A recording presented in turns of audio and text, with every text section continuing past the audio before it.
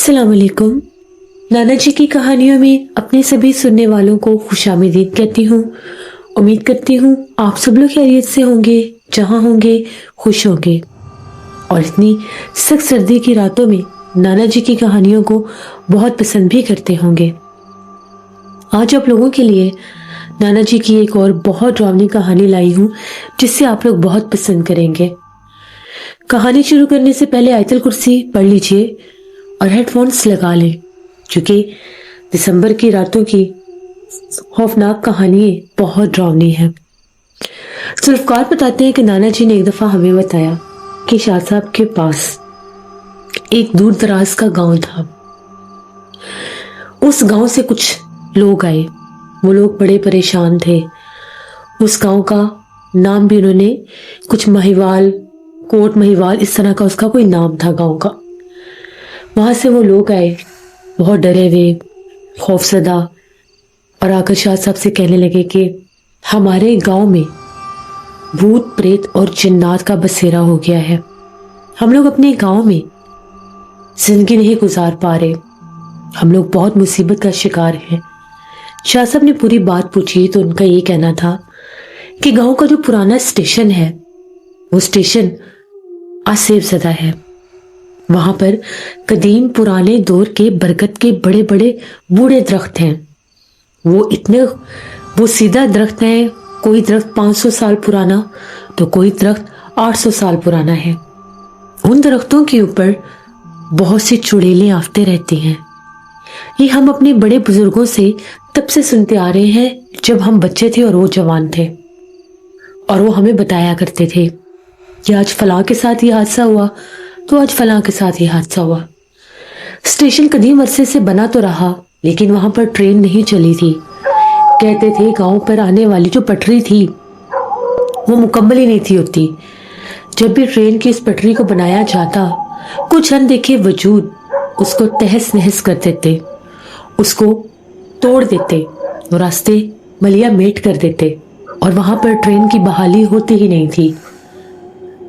बकायदा वहां पर स्टेशन भी बना, लेकिन स्टेशन वाली वो जो सड़क थी, वो रास्ता था, वो इतना वीरान हो गया कि वहां पर दिन के वक्त भी अगर कोई गुजरता था तो ऐसा हो ही नहीं सकता था कि उसके साथ कोई हादसा ना हो। डरावनी आवाजों का आना, खौफनाक बातें सुनाई देना, किसी का कहका सुनाई देना, ऐसा लगना कि अगर हम लोग वहां से गुजर रहे हैं तो मानो पीछे से कोई भागता हुआ आ रहा है और आवाज दे रहा है। पलट कर देखने पर सिवाय वीरान पटरियों के और कुछ भी ना होता। एक टूटा फूटा स्टेशन का वहां पर हॉल भी बनाया गया।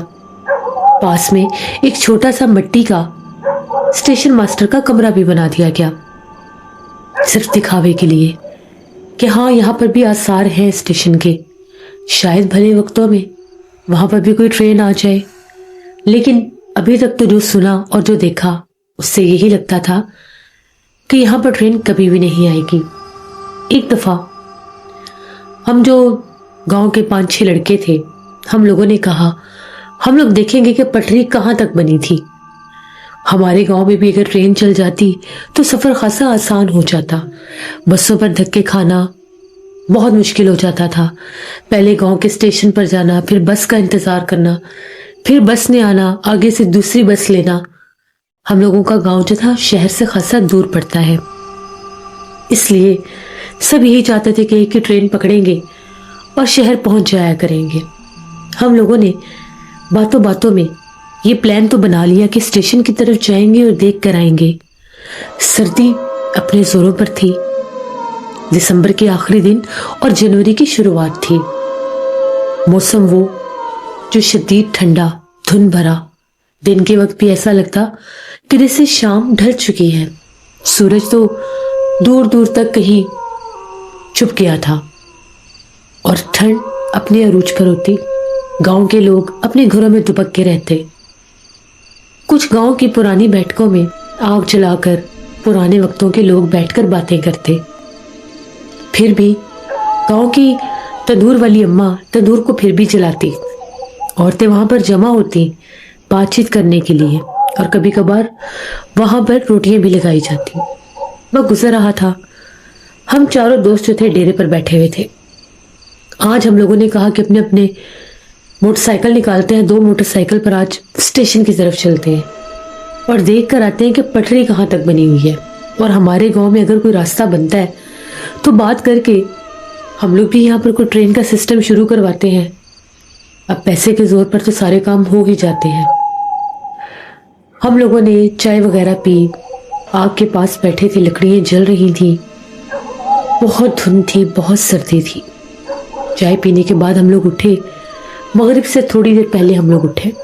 موسم ہی ایسا تھا کہ دن کے وقت بھی وہی موسم تھا. 2 موٹر سائیکل پر ہم 4 لوگ سوار تھے. ہم لوگ گاؤں کے پرانے اسٹیشن کی طرف نکل گئے. اب وہ ریلوے اسٹیشن جو تھا آبادی سے یہاں تک کہ گاؤں کے کھیت کھلیانوں سے بھی دور تھا.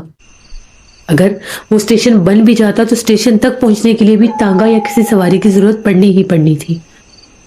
ہم لوگ چاروں دوست نکل پڑے اسٹیشن کی طرف. اب جیسے ٹھنڈ اور سردی میں زیادہ تیز موٹر سائیکل نہیں چلایا جاتا, ایک ویران سڑک تھی, کچا راستہ درختوں سے ڈھکا ہوا, وہاں سے ہم لوگ گزر رہے تھے. اندھیرا چھا چکا تھا. ہم لوگ اسٹیشن پر پہنچ گئے. ہم لوگوں نے اسٹیشن کا پرانا برآمدہ بھی دیکھا اور وہاں پر ہم لوگوں نے اسٹیشن ماسٹر کا کمرہ بھی دیکھا. وہ جو ہال تھا اس کے آگے تو کوئی دروازہ وغیرہ نہیں تھا, کچھ 2-4 ٹوٹی پھوٹی کرسیاں ہی تھیں. اسٹیشن ماسٹر کا جو مٹی کا کمرہ تھا اس کے آگے لکڑی کا ایک دروازہ تھا جس پر سرخ رنگ کا تالا لگا ہوا تھا, اور اس کے پاس دیوار کے اوپر ایک لوہے کی گھنٹی لٹکی ہوئی تھی, ایک لوہے کی تختی لٹکی ہوئی تھی جو ٹرین آنے پر وہ اسٹیشن ماسٹر کو بجانی ہوتی تھی. اس اسٹیشن کے حالات دیکھ کر بہت ڈر لگ رہا تھا. اب آگے سلسلہ شروع ہو جاتا تھا ان ویران, ان بیابان درختوں کا, ان سیب زدہ درختوں کا جو چڑیلوں اور آفتوں کا مسکن تھے. کہتے ہیں اس پر اتنی زیادہ چڑیلوں کا بسیرا تھا کہ شام کے وقت وہ واضح وہاں پر کھڑی ان درختوں پر لٹکی اور ان درختوں پر جھولتی ہوئی, الٹی جھولتی ہوئی نظر آتی تھی. اس حد تک بھی ہم نے لوگوں سے باتیں سنی. وہاں پر جب ہم پہنچے مغرب ہو چکی تھی, اذان ہو چکی تھی. ہم لوگ موٹر سائیکل چلا رہے تھے پٹری کے ساتھ ساتھ. تھوڑا سا کچا راستہ تھا. موٹر سائیکل چلانا اتنا آسان نہیں تھا کیونکہ وہاں کی جو مٹی تھی وہ ریت والی تھی. چلا چلا کر اسٹیشن کا برآمدے اور وہ جو اس کا کمرہ تھا اسٹیشن ماسٹر کا, وہ کافی پیچھے رک گیا اور ہم لوگ خاصے آگے نکل آئے. تقریباً 1.5 کلومیٹر آگے آنے کے بعد ہم نے دیکھا ٹوٹی پھوٹی پٹریوں کو. جو سنا تھا اس سے بھی زیادہ خطرناک حالات تھے, اور ان برگد کے درختوں کا سلسلہ وہاں تک بھی جمع ہوا تھا. وہاں تک بھی وہ آگے تک درخت آتے تھے. پتہ نہیں کتنے قدیم پرانے وہ درخت اور کہاں کہاں تک وہ پھیلے ہوئے تھے. ان کی جڑیں, ان کی شاخیں, آگے ان سے پھر کئی اور درخت نکلے ہوئے تھے. ہم لوگ وہاں پر رکے. ہم لوگوں نے دیکھا تو وہ جو پٹری ٹوٹی والا حصہ تھا وہ بھی خاصا آگے تک تھا. شاید ایسا لگتا تھا کہ پٹری بنی ہی وہاں تک تھی, اس سے آگے بنائی ہی نہیں گئی, کیونکہ ہم نے سنا تھا کہ اس کے آگے اس کی تعمیر کوئی ہونے دیتا ہی نہیں تھا. لوہے کے کچھ سروں کے وہ وہاں پر نشان تو تھے کہ یہاں پر کوشش کی گئی ہوگی. جب ہم لوگ آگے جا رہے تھے ٹوٹی پھوٹی چپلیں ہمیں وہاں پر پڑی ہوئی ملی اور خاصی زیادہ تعداد میں ملی. یہ بڑی حیران کن بات تھی کہ ان ویرانوں میں یہ ٹوٹی ہوئی چپلیں آخر کہاں سے آئی ہوں گی. پھر ہم نے یہ قیاس سرائیاں کی کہ جو مزدور جو یہاں پر لوگ کام کرنے آتے ہوں گے شاید ان کی چپلیں ہوں, کیونکہ کام تو یہاں پر شروع ہوئے تھے نا. اندھیرا بہت زیادہ تھا, دھند اور سردی بھی بہت تھی. دور ہم لوگوں کو ایسا محسوس ہوا جس طرح سے کوئی آگ جلا کر بیٹھا ہے. دور ہم لوگوں کو جلتی ہوئی آگ نظر آئی. ہم لوگ بڑے حیران کہ اس ویرانے میں کون ہوگا. یہاں تو آج تک کبھی نہ کوئی آیا نہ کوئی گیا, اسٹیشن کی طرف ہی کوئی نہیں آتا, تو یہ آگ جلا کر بھلا کون بیٹھا ہوگا. ہم لوگ موٹر سائیکل لے کر اس آگ کی طرف بڑھنے لگ گئے. اب ہم لوگ جیسے جیسے اس کے قریب جا رہے تھے وہ آگے سے آگے محسوس ہو رہی تھی. ہم خاصے آگے نکل آئے. دیکھا تو درختوں کے درمیان میں آگ جل رہی تھی. ہم لوگوں نے چاروں طرف دیکھا, آوازیں دی, ہمیں کوئی نظر نہیں آیا. اب یہ ظاہر سی بات تھی کہ اگر آگ جل رہی ہے تو آس پاس کوئی ہوگا بھی صحیح۔ ہم لوگوں نے یہاں وہاں دیکھا، آوازیں دی کہ بھائی کوئی ہے یہاں پر۔ ہم لوگ ابھی واپس آنے ہی لگے تو ہم لوگوں کو ایک آواز سنائی دی، جیسے گھنگرو کی آواز ہوتی ہے، چھن چھن کی آواز سنائی دی۔ ہم لوگوں نے پلٹ کر دیکھا تو دور کوئی عورت کھڑی تھی، سر کے اوپر مٹی کا مٹکا اٹھائے ہوئے، لیکن اندھیرے میں کھڑی تھی۔ وہ ہمیں صرف یہ کہہ رہی تھی کہ جاؤ یہاں سے۔ ہم نے اسے کہا کہ بھئی اس ویرانے میں تو کوئی رہتا ہی نہیں ہے، تمہیں ڈر نہیں لگتا؟ یہاں پر اتنے جنات، اتنی شڑیلیں آفتے ہیں۔ وہ بس اتنا ہی کہہ رہی تھی کہ جاؤ یہاں سے۔ ہمیں لگا کہ شاید عورت ہے، پریشان ہو گئی ہوگی کہ یہ آدمی یہاں پر کہاں آ گئے۔ ہم لوگوں نے کہا کہ ٹھیک ہے۔ ہم لوگوں نے معافی تلافی کی، اپنے موٹر سائیکل سیدھے کیے، اور پھر واپس ہم نے سوچا کہ چلو اب گھر چلتے ہیں۔ دیکھ لیا جتنا دیکھنا تھا، یہاں پر تو دور دور تک آثار نہیں ہے، یہاں پر ٹرین نہیں آ سکتی۔ جیسے ہی ہم لوگ آگے اسی حصے کی طرف جانے لگے جس طرح اسٹیشن تھا اور وہ ساری جگہیں تھیں، ہم لوگ جب ادھر جا رہے تھے، اسٹیشن کا جو برآمدہ تھا وہاں پر کوئی لائٹ کے آثار تھے ہی نہیں۔ وہاں پر ایک کونے میں لالٹین جل رہی تھی، دور سے ہمیں روشنی نظر آئی، لالٹین جل رہی تھی۔ ابھی ہم ان درختوں کے پاس سے گزر ہی رہے تھے، وہی مٹکے والی عورت جسے ہم دور پیچھے ویرانوں میں چھوڑ کر آئے تھے، وہ اسٹیشن کی طرف چلتی ہوئی جا رہی تھی۔ ہم لوگوں کے تو رونگٹے کھڑے ہو گئے کہ یہ کیا؟ یہ تو ہو بہو عورت ہم لوگ پیچھے چھوڑ کر آئے، اور اتنا پیچھے یہ یہاں پر کہاں پر آ گئی؟ ہمیں یقین ہی نہیں آ رہا تھا اپنی آنکھوں پہ۔ ہم لوگوں نے موٹر سائیکل تیز کیے، اتنے میں ایسا لگا کہ وہ اسٹیشن والے برآمدے کی طرف گئی ہے، اندر کمرے میں۔ ہم لوگوں نے موٹر سائیکل کھڑے کیے، ہم لوگ اندر جانے کے ارادے سے نہیں، دیکھنا چاہ رہے تھے کہ وہ عورت یہاں پر پہنچ کیسے گئی۔ جیسے ہم لوگ اسٹیشن کے برآمدے کے قریب جانے لگے، اندر سے بہت ڈراؤنی آوازیں آ رہی تھیں۔ ایسے لگ رہا تھا وہ عورت مدھم سی آواز میں سسکیوں میں رو رہی ہے۔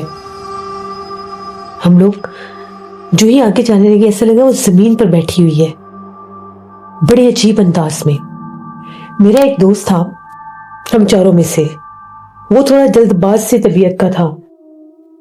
وہ اس کو کہنے لگا کون ہو تم، اور تم یہاں پر کیسے پہنچ گئی؟ وہ ابھی بھی رو رہی تھی، ہم اس کو منع کر رہے تھے اس کو بلاؤ مت، یہ جو بھی ہے۔ اتنے میں وہ باز نہیں آ رہا تھا، ہم نے اسے پھر منع کیا کہ اسے بلاؤ مت، یہ جو بھی ہے۔ اس نے ایک پتھر اٹھایا، اس سینس میں کہ میں دروازے کے پاس پھینکوں گا تو یہ ہماری طرف متوجہ ہو جائے گی۔ پتھر تھا جیسے ٹوٹی ہوئی آدھی اینٹ ہوتی ہے۔ وہ پتھر اٹھا کر اس نے نہ ایک کیا نہ دو، اس نے ڈائریکٹ جو ہی پھینکا وہ پتھر جا کر اس عورت کو لگا۔ جب وہ پتھر اس عورت کو لگا، اس کی ایک چیخ گونجی، چیخ اتنی خوفناک، اتنی ڈراؤنی چیخ تھی کہ ہم لوگوں کی بھی چیخیں نکل گئی۔ ہم لوگ پیچھے بھاگے موٹر سائیکلوں کی طرف، وہ عورت غائب ہو گئی اور چیخوں کی آوازیں سنائی دینے لگی۔ خود ہم لوگوں نے اندر دیکھا، اندر کوئی بھی نہیں تھا، لیکن وہاں پر خون کے قطرے تھے۔ ہم لوگوں نے اسے بڑا برا بھلا کہا کہ تم نے کیا کیا، تم نے اینٹ ماری کیوں ہے، تمہیں کس نے کہا تھا تم اینٹ پھینکو اس کی طرف؟ وہ کہتا ہے کہ میں سچ بول رہا ہوں، میں اس عورت کو نہیں مار رہا تھا، میں یہاں پر پھینکنے لگا تھا کہ یہ متوجہ ہوگی ہماری طرف، ہمیں پتہ لگ جائے گا یہ کون ہے کون نہیں۔ ہم نے جو سنا ہے وہاں پر چڑیلیں آفتے ہیں، تو چلو پتہ لگ جائے گا کہ یہ کوئی انسان ہے یا کون ہے۔ جب وہ وہاں سے غائب ہوئی، ہم نے خون دیکھا، ہم لوگ ڈر گئے، ہم لوگ فوراً سے وہاں سے نکلے۔ راستے بھر میں ہمیں ایسا محسوس ہو رہا تھا کہ کوئی ہمارے پیچھے پیچھے بھاگ رہا ہے، کوئی آوازیں دے رہا ہے، پیچھے مسلسل کسی کے بھاگنے کی آوازیں تھی، اور عجیب و غریب شور تھا فضا میں، چیخیں گونج رہی تھیں۔ جس وقت ہم لوگ گاؤں کی آبادی میں داخل ہوئے، ہمارے موٹر سائیکل کے پیچھے گاؤں کے کتے لگ گئے۔ یہاں وہاں ڈیروں کے جتنے بھی کتے تھے، آوارہ کتے گاؤں کے، اور وہ خاصے خون خور بڑے کتے ہوتے ہیں۔ گاؤں میں جو کتے ہوتے ہیں وہ یہ عام نہیں، وہ ڈیروں پر بہت بڑے بڑے کتے ہوتے ہیں۔ وہ ہمارے پیچھے لگ گئے۔ بڑی مشکل سے ہم لوگ اپنے ڈیرے پر پہنچے۔ ہم لوگوں نے ڈیرے پر ہی رات گزارنی تھی، گھر والوں کو ہم لوگوں نے بتایا ہوا تھا، وہاں پر انتظام سونے کا سارا کچھ ہوا ہوا تھا۔ ڈیرے کے اندر آئے، ہم نے ڈیرے کا دروازہ بند کر دیا. ہمارے ڈیرے کی 4 دیواری تھی اور ایک طرف جانوروں کا باڑا تھا. موٹر سائیکلوں سے جیسے اترے سیدھا کمرے میں گئے تو آگے سے جو ہم لوگوں کے مزیرے تھے، نوکر تھے، وہ آگ جلا کر بیٹھے ہوئے تھے. ہم لوگوں کو ایسے ہانپتے کانپتے دیکھ کر وہ حیران ہو گئی. ہم لوگ قریب 4:45 بجے نکلے ہوں گے ڈیرے سے، اور ہمیں جب واپس آئے تو 12 بج چکے تھے. اتنا زیادہ ٹائم تو ہم لوگ وہاں پر رکے ہی نہیں جتنا ٹائم گزر چکا تھا. شاید ہم لوگوں نے غور نہیں کیا، شاید گھنٹہ جانے میں گھنٹہ آنے میں 2-3 گھنٹے وہاں پر لگ گئے. یعنی ڈیپ نائٹ میں ہم لوگ واپس آئے اگر گاؤں کے لحاظ سے دیکھا جائے. جیسے ہی ہم لوگوں کی حالت اتنی خراب، وہ لوگ کہنے لگے کہ آپ لوگ کہاں سے آئے ہیں. ہم نے کہا کہ بس جہاں سے بھی اس بات کو چھوڑو اور جلدی کرو، ہمارے لیے چائے بناؤ.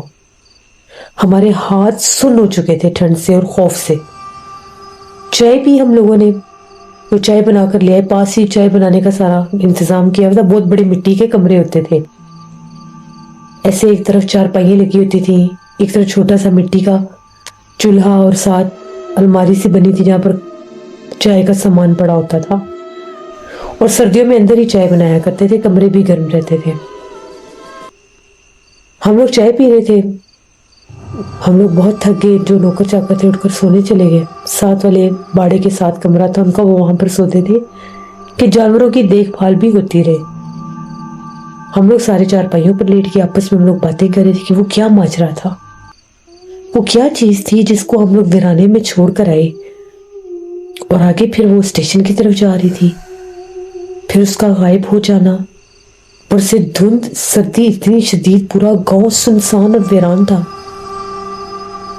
ابھی ہم لوگ بستر پر لیٹے ہی تھے، انہی باتوں میں ہم لوگوں کی آنکھ لگ گئی. تھوڑی ہی دیر گزری، ایسا محسوس ہونے لگا جیسے ڈیرے کے گیٹ کے اوپر کوئی پتھراؤ کر پتھر مار. سارے نوکر جاگے، ہم لوگ بھی جاگے، اسلحہ نکالا کہ شاید کوئی چور ہے. لیکن چور اتنا شور مچا کر تو نہیں آتے. وہ جیسے ہی 1-2 ملازم ہیں وہ ڈیرے کی دیوار سے باہر جھانکنے لگے تو ایسا لگا کہ ان کو کوئی کالے سیاہ 2 ہاتھوں نے دھکے دیے ہیں. وہ ایسے کلاب بازیوں سے نیچے گرے. وہ کہتے ہیں کہ باہر تو کوئی بھی نہیں ہے، گھپ اندھیرا اور دھند کے سوا کچھ بھی نہیں ہے. ٹائم دیکھا تو 2-2:30 بجے کا ٹائم تھا. اتنا شور جیسے یا کوئی گیٹ کو توڑ دے گا یا دیواروں کو توڑ دے گا. ہوا میں بھی شور، فضا میں بھی ایک جیسے پتہ نہیں کیا ہو رہا ہے باہر. ہم نے نوکر کو کہا کہ باہر نہ نکلنا، ادھر تم لوگ اندر ہی رہو، جو کچھ بھی ہے بعد میں دیکھیں گے صبح. رات بھر ہم لوگ خوف سے بیٹھے رہے کہ پتہ نہیں اس عورت کو جو مار بیٹھے ہیں وہ کیا مخلوق تھی. اس نے تو اب ہمیں نہیں چھوڑنا، پتہ نہیں وہ ہمارا بنے گا ہی کیا. کہیں آدھی رات کو سوئے، صبح اٹھے باہر نکلے تو گیٹ جو تھا اس کے اوپر ایسے نشان پڑے ہوئے تھے جیسے پتھر لگتے رہے اس کے اوپر سارا گیٹ ٹیڑھا ہو گیا، جگہ جگہ سے ڈینٹ پڑ گئے پورے گیٹ پہ.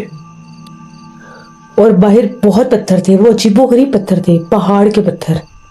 ہمارے گاؤں میں تو دور دور تک پہاڑوں کے نام و نشان بھی نہیں تھے. وہ پتھر ہٹائے نوکروں نے، سائڈ پر کیے. ہم لوگ گھر پہنچے اپنے گاؤں والے. وہاں پر جا کر بتایا کہ وہ جاوید سے یہ غلطی ہوئی ہے. اسے بڑا بخار تھا رات سے، طبیعت بھی خراب اور بڑا چپ چپ سا تھا.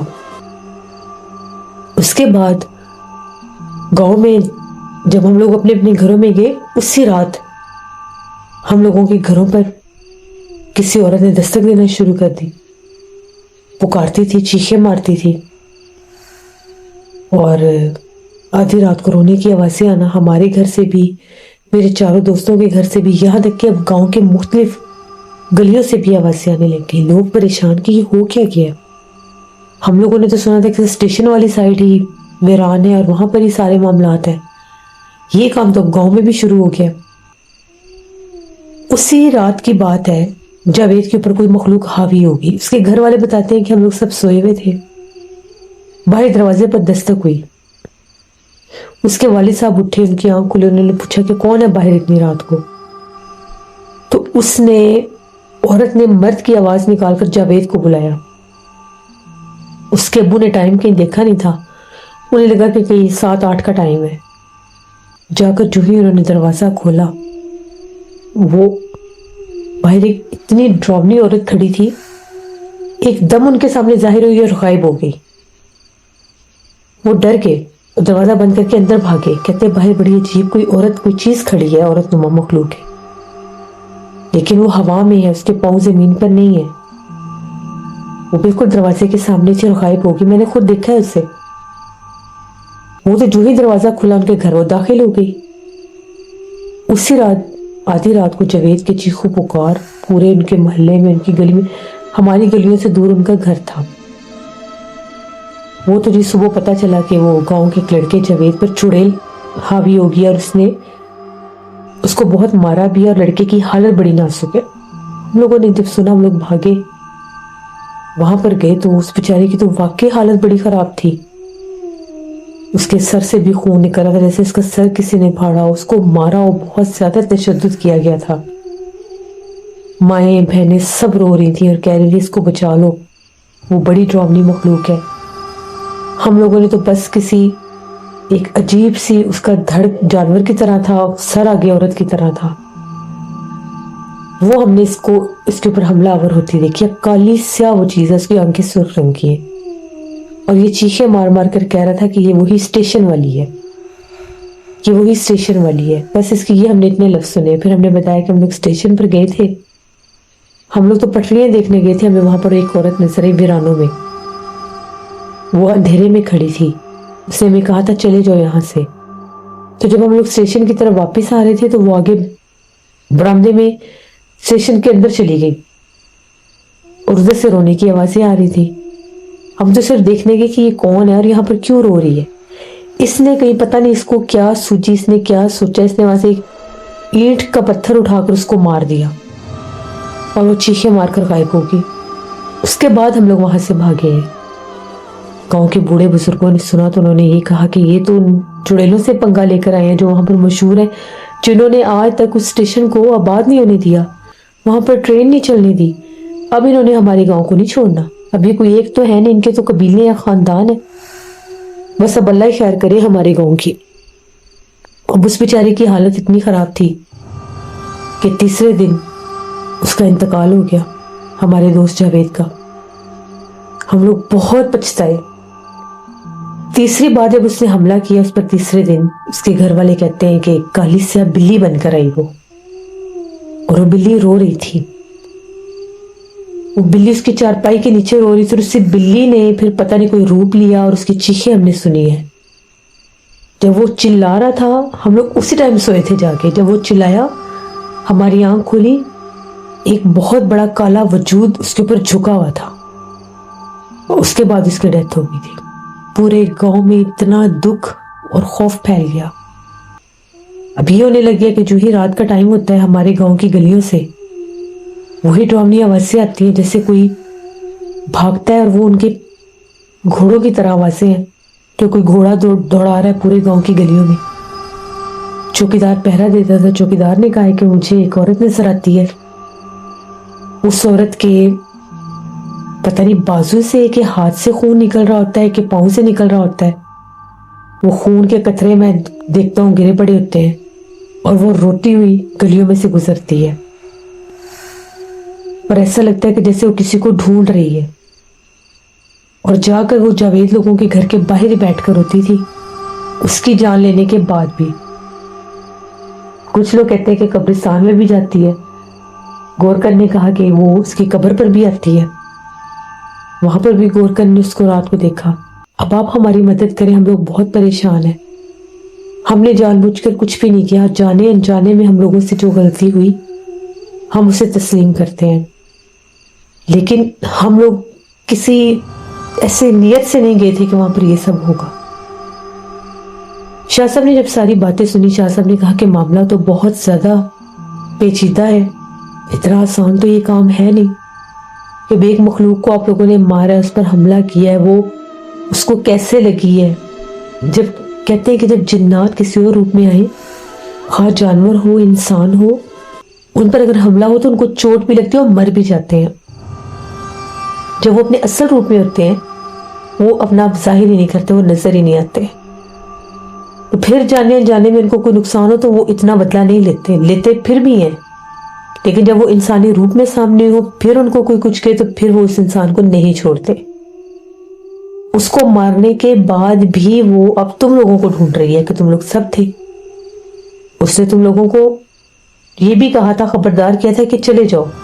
تم لوگ اپنے بڑے بزرگوں سے سنتے بھی آ رہے تھے کہ وہ برگد کے درخت اتنے قدیم زمانوں کے پرانے درخت ہیں اور وہاں پر چڑیلے ہیں.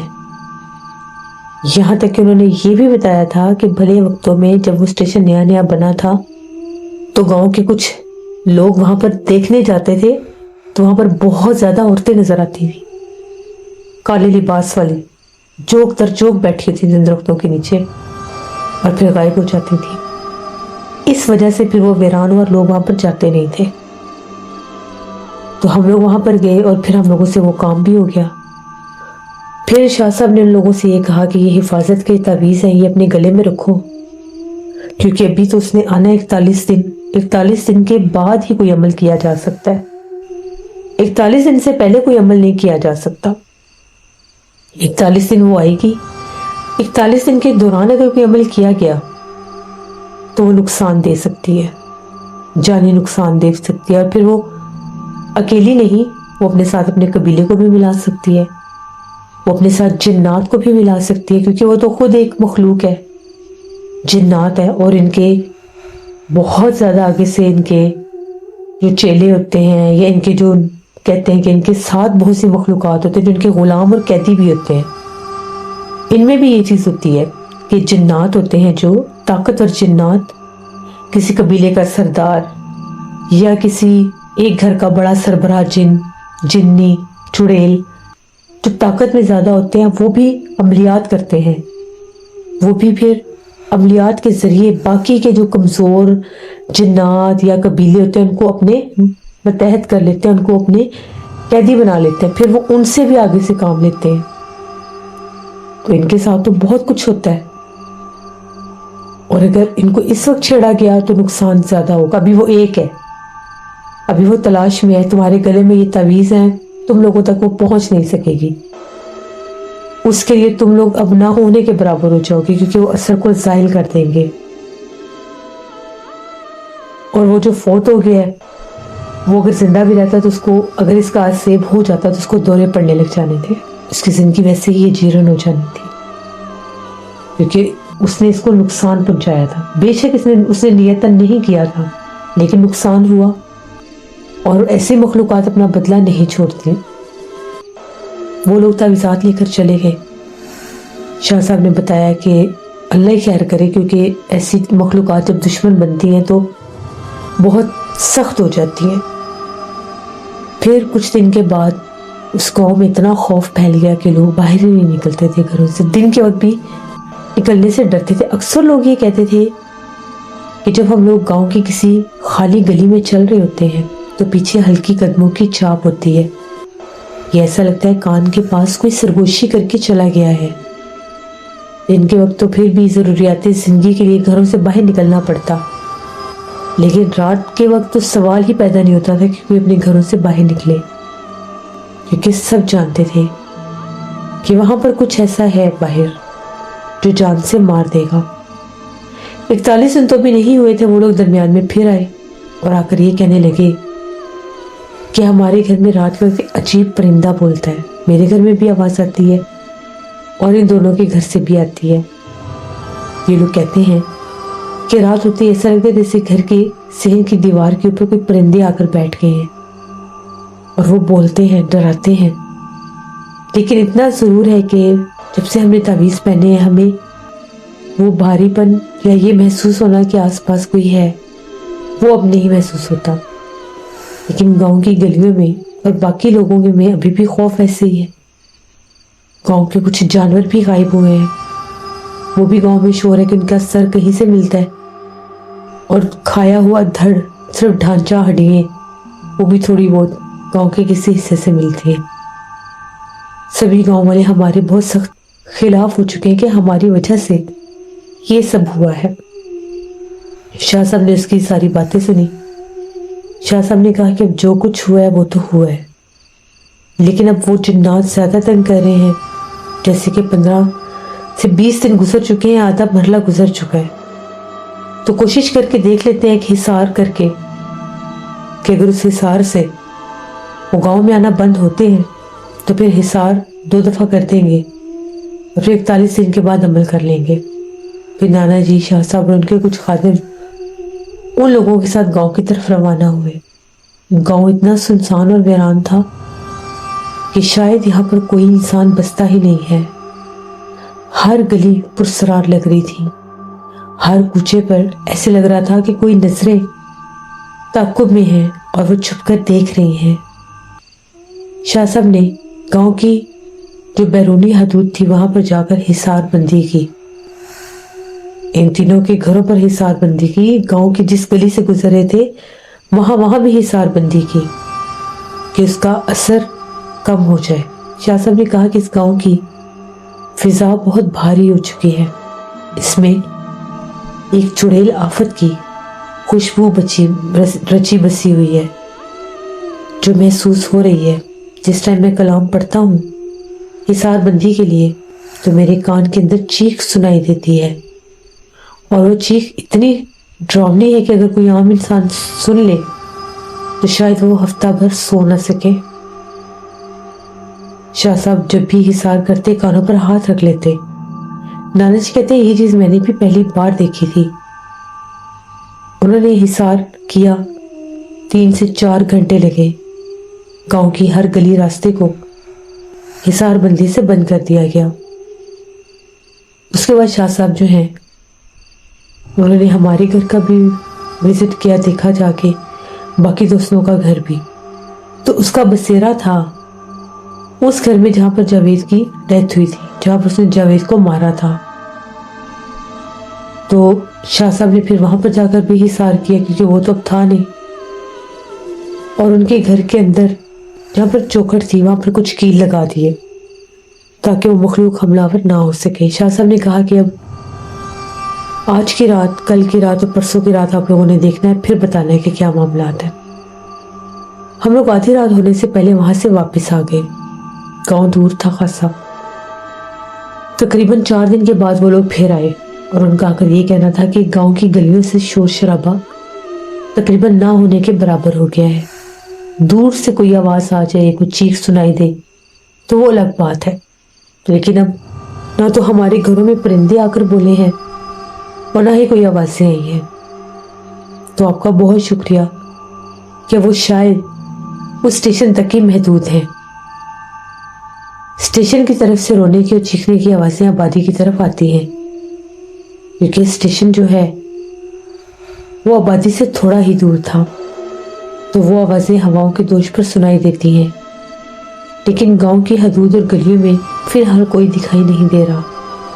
اب ہم کیا کر سکتے ہیں، آپ ہمیں بتائیں۔ شاہ صاحب نے کہا کہ حفاظت کے تعویذ اپنے گلوں میں رکھو، اور ایک تعویذ تم لوگوں کو دوں گا جہاں پر گاؤں کی حدود شروع ہوتی ہے، جہاں پر ایک بیری کا درخت ہے رائٹ سائڈ پر، اس کے اوپر اس تعویذ کو باندھ دو۔ وہ چڑیلیں آفتے جنات دوبارہ کبھی بھی تم لوگوں کے گاؤں میں داخل نہیں ہو سکیں گے۔ پھر ان لوگوں نے شاہ صاحب کا شکریہ ادا کیا اور وہ لوگ وہاں سے روانہ ہو گئے۔ نانا جی بتاتے ہیں کہ جو لوگ بھی ایسی جگہوں پر جاتے ہیں جہاں پر جنات ہوں، جہاں پر پتہ بھی ہو کہ جنات ہیں، ان کا بسیرا ہے، پھر وہاں پر جانا، ان سے چھیڑ چھاڑ کرنا، ان کے پیچھے جانا، ان سے بولنا، ہم کلام ہونا، اپنے آپ کو موت کے حوالے کرنے والی بات ہے۔ کہتے یہ ہیں کہ کبھی بھی جنات سے ہم کلام نہیں ہوتے۔ اگر آپ کو پتہ چل جائے کہ سامنے آنے والی کوئی بھی چیز ہے، خواہ کوئی جانور ہے، کوئی انسانی روپ میں ہے، اس سے ہم کلام نہیں ہونا، کیونکہ ویرانوں میں اور ایسی جگہوں پر جو ویران ہو جائیں، جو کھنڈر بن جائیں، وہاں پر بہت سخت جنات کا بسیرا ہوتا ہے۔ یہ نانا جی نے ہمیں ایک کہانی بتائی جو میں نے آپ کے ساتھ شیئر کی۔ بہت شکریہ ذوالفقار آپ کا، جس سے یہ بات بالکل ٹھیک ہے کہ ذرا سی غلطی اور کوتاہی انسان کو موت کے گھاٹ اتار سکتی ہے، اس کا پورا خاندان ختم ہو سکتا ہے۔ اس لیے کبھی بھی ایسی حرکتیں نہیں کرنی چاہیے۔ اللہ نے انہیں ہم سے पर्दे में रखा है, हमसे दूर रखा है अल्हम्दुलिल्लाह। तो हमें उनके पीछे कभी भी नहीं भागना चाहिए, बल्कि डरना चाहिए कि कहीं वो हमें नुकसान ना पहुंचा दें। ये थी नाना जी की एक कहानी। उम्मीद करती हूँ आप लोगों को पसंद आई होगी। अपना फीडबैक ज़रूर दीजिएगा। जो लोग चैनल को विजिट कर रहे हैं, अभी तक सब्सक्राइब नहीं किया तो चैनल को सब्सक्राइब कर लें। चैनल को सब्सक्राइब करना बिल्कुल फ्री होता है। और मेरे चैनल की नाना जी की खौफनाक कहानियों को एंजॉय करें। अपना बहुत सा ख्याल रखिए। ठंड बहुत ज़्यादा बढ़ रही है और इस सर्दी से बचना बहुत ज़रूरी है। इंशाल्लाह तो से फिर मुलाकात होगी किसी नई खौफनाक कहानी में। जहाँ रहे खुश रहे। Thank you for listening my stories. Stay tune. अल्लाह हाफिज़।